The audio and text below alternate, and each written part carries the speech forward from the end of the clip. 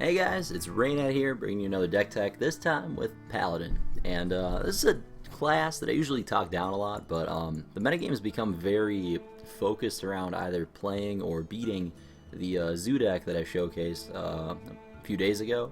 At this point that I decided to try out Paladin, and it's just not a class people are prepared for, and I went on a pretty good winning streak with this on ladder, climbed to rank 4. So yeah, just playing Paladin, so yeah, I was pretty impressed by it. I like the deck list, so I thought I would share it with you guys. So yeah, it's pretty much a control deck. You want to stall the game out, go long, win with your high-end threats. Basically, let me start off with the most important card in the deck, which is Equality. You want that in pretty much every matchup that's not Hunter. That's the card you're looking for. Helps you clear the board. Very swingy effect. Just very powerful control mirrors. Obvious reasons. You can combo with Pyromancer if you have a Pyromancer out and you play Equality. First Equality resolves, sets everything's health to 1, then Pyromancer deals 1 to everything, so everything dies for 4 mana. I play Earthring Farseer instead of Holy Light because it's a in the control matchups, Holy Light's kind of useless because they're not really trying to burn you out. So Earthring Farseer gives you a creature to actually attack with as opposed to just a Holy Light stuck in your hand.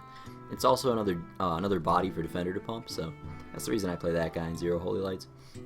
I do play 2 Doomsayer. It's the card I get the most questions about. Doomsayer is a pretty complicated card to play with in Hearthstone. It's very powerful early in the game against aggro. If they play like double Flame Imp and you Doomsayer and they can't kill it or something. If they play like one creature and you Doomsayer and they have to attack it and Soulfire it, it's a good exchange for you. If you play it and they attack you directly with their creature and Doomsayer blows up, then you're stopping them from playing creatures, which is really where the power on the card lies. It's in controlling how your opponent spends their turn, basically. You don't want to play Doomsayer on boards where you're horribly behind, relying on it to blow up, because more often than not, they're going to have a silence, they're going to have a removal spell for it, it's probably not blowing up. The best time to play Doomsayer is on an empty board when, like, for example, let's say it's turn 8 and I have a Ysera in hand, right? So I want to play Ysera next turn. Playing Ysera when your opponent has a huge board is just a good way to get yourself killed, because you play Ysera, they attack you for 20, and you're dead. But with Doomsayer, if you have a clear board on turn 8, or a mostly clear board, you kill their guy, play your Doomsayer on an empty board, and they're not going to want to play creatures into it. So you're basically taking an entire extra turn, like your bot for 2 mana on a card, you're basically telling them they can't play creatures on their next turn. So, they'll maybe draw some cards or something, play like a Loot Hoarder, hero power you, and pass the turn with 6 mana unspent, and Doomsayer blows up, kills nothing, and you have 9 mana and a Ysera for an empty board, so you don't end up in that situation where you're horribly behind. And that's why Doomsayer is so powerful. It's why I play it in. That's why I used to play it in a lot of my old handlock lists.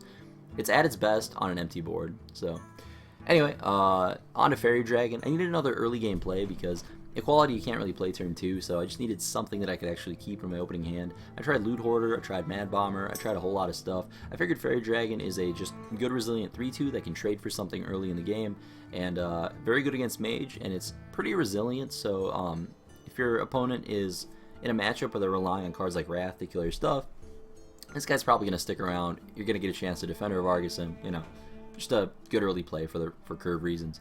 Nat Pagel, because same reason he's in every other deck. I need an early play. He's very overpowered right now, and yeah, he's in there. While Pyromancer, you can play this early, but it's usually better to hold on to it until later in the game. Against aggro, I'll play it if I don't have an Equality. So, like, if I don't have the combo, I'll just play it as a 3/2 to control the board. But that's like last resort. Usually you want to hold on to this to combo with Equality and blow up the board for 4 mana. Eldar Peacekeeper is just a really effective 3-drop at slowing the game down. A 3/3 for 3 is a very reasonable rate. He basically has Humility attached to him, and he's got some synergies with a card I'll talk about a bit later in the deck. But yeah, just a great card for control. Earthring Farseer I went over earlier. Needs some life gain so you beat Hunter and stuff. Really strong against aggro, and yeah, the body's better than playing Holy Light, so. Tankmaster, very powerful in this deck. You have trouble with big guys, it can answer those, and on top of that, since your hero power makes tokens, if you ever get into a drawn out game where your opponent's just not really, like, neither of you have many cards in hand, your opponent's not doing much, you can just use your hero power, make a 1/1, and Tankmaster your own creature, give yourself 50% chance at getting 7 power for 3 mana, or for 1 card, which is really strong. True Silver, just a really powerful removal spell. This and Consecration are your bread and butter 4-drops. I usually don't keep a 4-drop in my opening hand with this deck because by the time turn 4 rolls around, you'll almost certainly have one because we do play 6. So yeah, True Silver is pretty strong. Consecrate, very powerful effect against aggro, one of the best sweepers in the game. Very, very good against that Zoo deck that I showcased a few days ago because that deck is built to be resilient against cards like Swipe, but not cards like Consecrate. So, you know, when you're killing Direwolves and Knife Jugglers with this, it's very effective. Defender of Argus, best neutral in the game. Because of your hero power, you'll usually be able to buff 2 creatures with it. Part of the reason I'm playing Fairy Dragon instead of like a spell for earlier in the game, like a Humility, for example. You know, just a really powerful effect. Stampeding Kodo. This is one of my favorite Paladin cards. It has combos with Eldar Peacekeeper. You know, if they play like a Ragnaros, you know, you shrink it, you play Kodo, blow it up. But just on top of that, it's a 3/5 for 5. Just a very powerful card that most of the time will actually have a target. If you're playing against Shaman, this will always have a target. You're always going to at least be able to kill a totem. And, you know, if you're playing a 3/5 for 5, killing something that they spent 2 mana on, that's like, if that's worst case scenario, it's a pretty good card. Just very powerful against aggro, powerful against control, and you know you can make it powerful against control with Peacekeeper. Sometimes I play Humility to combo with it, but these days it's not really necessary. Kodo will always have a target on his own, and he fills that 5-drop slot in the curve. Avenging Wrath is one of the most broken Paladin cards in my opinion. I think it's very, very powerful. One of the best. I mean, it's obviously very good. But yeah, it's by far one of the best cards in the class. It gives you a lot of reach, a lot of ways to kill your opponent out of nowhere in the control matchups. It's very good against aggro. It's just insane all the time, basically. Drawing this card is a great way to win with Paladin, basically. Guardian of Kings is a card that a lot of people don't play 2 of, but I respect aggro, unlike most legendary players, and I want to beat it when I get paired against it. I respect like just how much anti-aggro stuff you need to actually beat those decks. Like I'm playing 2 Guardians, 2 Farseer, 2 Defender, like solely for those matchups, pretty much. Very strong against Hunter. One big threat that kills them, doesn't commit too many creatures to the board for Unleash. And it's just a very good card.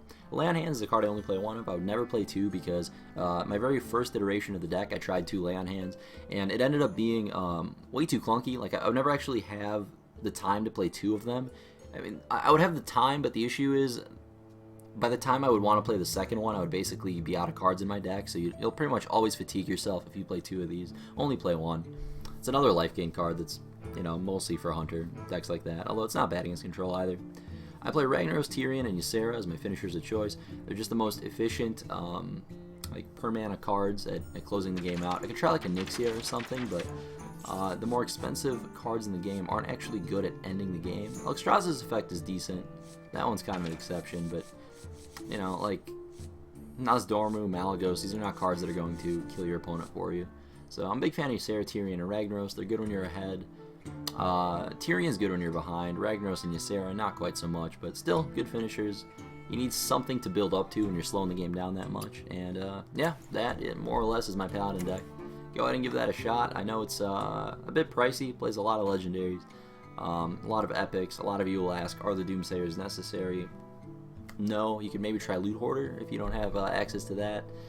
But yeah, I recommend giving this a shot. I think for the next deck tech, I'm going to go ahead and record some games for you guys so that I can play through the deck, kind of give you an idea on how to play it, because I know not all of you watch the stream, not all of you, when you do watch the stream, will see me playing these decks that I'm showcasing, so I do want to give you guys a game on record for every deck tech from here on out to kind of reference on how to play the deck.